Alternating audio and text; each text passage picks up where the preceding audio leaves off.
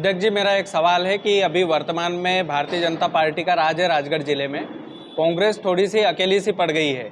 ऐसे में सीधा सवाल, और आपके पास भी कई लोग आते होंगे, कोई ज़मीन का मामला लेकर आता होगा, कोई ये कहता होगा कि साहब, और आपके क्षेत्र में, आपके विधानसभा क्षेत्र में बड़ी दिक्कत वाली, और कुछ बोल देते हैं तो फिर उनके पुत्र आरोप लगाते हैं, अरे साहब चुनाव में पैसा ले लिया था, मांग की थी, तमाम सारी चीज़ें हैं। मेरा आपसे सीधा सवाल है कि ये जो छोटे छोटे मामले होते हैं, उम्मीद आपसे है, आपके कार्यकर्ताओं पर अत्याचार हो रहा है, वर्तमान में जो पांचों के पांचों विधायक है वो अपनी चला रहे हैं, क्या प्रशासनिक अधिकारी भी उसमें इन्वॉल्व है? आपका मानना है ऐसा?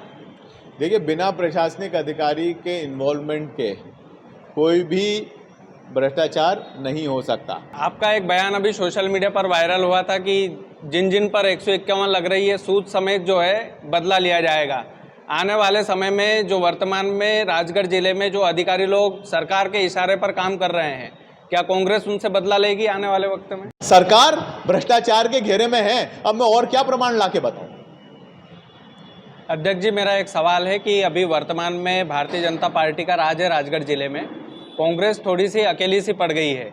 ऐसे में सीधा सवाल, और आपके पास भी कई लोग आते होंगे, कोई ज़मीन का मामला लेकर आता होगा, कोई बोलता होगा कि विधायक जी ने हमारी ज़मीन पर कब्जा कर लिया, कोई ये कहता होगा कि साहब, और आपके क्षेत्र में, आपके विधानसभा क्षेत्र में बड़ी दिक्कत वाली, और कुछ बोल देते हैं तो फिर उनके पुत्र आरोप लगाते हैं, अरे साहब चुनाव में पैसा ले लिया था, मांग की थी, तमाम सारी चीज़ें हैं। मेरा आपसे सीधा सवाल है कि ये जो छोटे छोटे मामले होते हैं, उम्मीद आपसे है, आपके कार्यकर्ताओं पर अत्याचार हो रहा है, वर्तमान में जो पांचों के पांचों विधायक है वो अपनी चला रहे हैं, क्या प्रशासनिक अधिकारी भी उसमें इन्वॉल्व है? आपका मानना है ऐसा? देखिए, बिना प्रशासनिक अधिकारी के इन्वॉल्वमेंट के कोई भी भ्रष्टाचार नहीं हो सकता। जनप्रतिनिधि और प्रशासनिक अधिकारी दोनों इन्वॉल्व तो हैं, और कौन कितने दबाव में इन्वॉल्व है और कौन किस स्तर पर इन्वॉल्व है, ये हर केस टू केस अलग है। पर जितने भी मामले मेरे संज्ञान में आए हैं, मैं उन लोगों की मदद भी करता हूं, और एक बात, उनका मैंने कंपाइलेशन भी कर रखा है।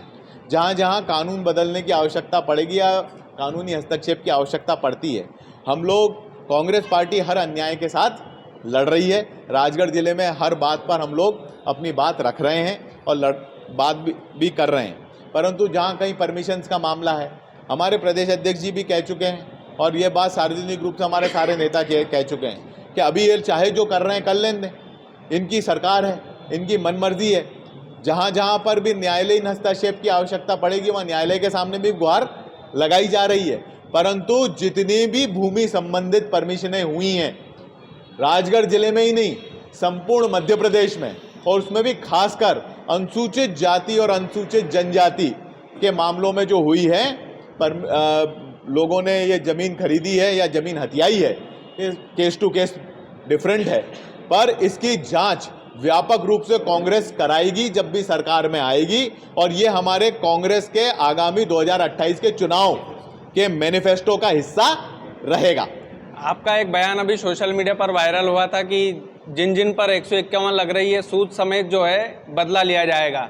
आने वाले समय में जो वर्तमान में राजगढ़ जिले में जो अधिकारी लोग सरकार के इशारे पर काम कर रहे हैं, क्या कांग्रेस उनसे बदला लेगी आने वाले वक्त में? बदला नहीं लेंगे, ये बदला लेने की बात नहीं है। हाँ। जब अधिकारी नौकरी में आता है या जनप्रतिनिधि विधानसभा या संसद में जाता है, या जिस भी राजनीतिक पद पे चुन के आता है जनता द्वारा, हमारे यहाँ प्रजातंत्र है, प्रजातंत्र के हर चुना हुआ व्यक्ति एक शपथ लेता है, इस देश की एकता और अखंडता को अक्षुण्ण रखूंगा, इस देश के संविधान में विश्वास रखूंगा, और जो शासकीय सेवा में कर्मचारी आता है वो ये कहता है कि मैं निष्पक्ष भाव से कार्य करूंगा।